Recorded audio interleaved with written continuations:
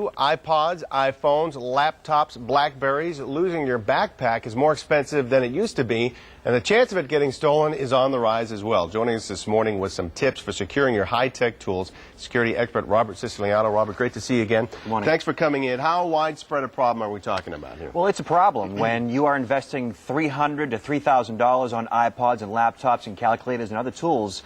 You have to know that there's a chance that something's going to either be lost or stolen. Know your roommate, too. If you're going to college and you've got this stuff out there, you don't know who you're dealing with, so that's part of the problem, too. That is a real problem. You know, dorm rooms, colleges are generally open, and when you have people in and out of dorm rooms and apartments, chances are at some point in time someone's going to be paying unwanted attention to your stuff, and you got to know how to secure it out. Big scare there, of course. I mean, if you lose your work, everything you've been working on, that's a bummer. But identity theft is a real concern when it comes to this stuff. It certainly is. If you have personal information on a laptop computer, let's say, and that's stolen, that can lead to really big problems down the road. All right, you have some important tips here that everybody should take note of. Let's go through them point by point. First, always keep your electronics with you. It sounds easy, but a lot of times they can be big and bulky. Maybe you leave them somewhere.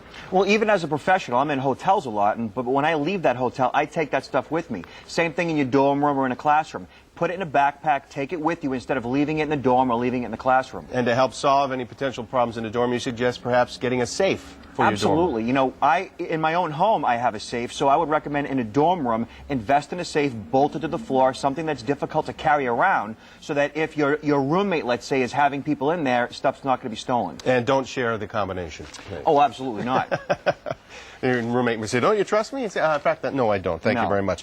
Purchase a backpack with a padlock. I didn't even know this existed. Well, nowadays, with security in mind, you have to invest in a backpack that has some type of a padlock. So if you do actually leave that backpack, let's say in a dorm room or in a class, let's say down by your chair, that it has some type of a padlock so somebody just can't, open up the zipper, go in and get your stuff. And again, along those lines, invest in a good combination lock for your locker. Very simple thing, but a lot of people are too lazy even to go out and do that. Well, many cheap keyed locks are easy to pick. With the paper clip, you can pick a lock, but with the combination lock, it's that much more difficult to get in. And get a good quality one. Take a look at it. Make sure you're getting something that's going to be real good there. Yep. Affix stickers with contact information on all of your devices. Sure, absolutely. Let's just say something is lost or stolen, and immediately when you report that, if in fact someone, law enforcement, let's say, finds that it has your information on it, boom, they got your stuff back. Pick up a laptop cable lock and install tracking software. Well, laptops are meant to be portable, but if you are going to leave it in a classroom, let's say, to get up to go to the restroom, let's say,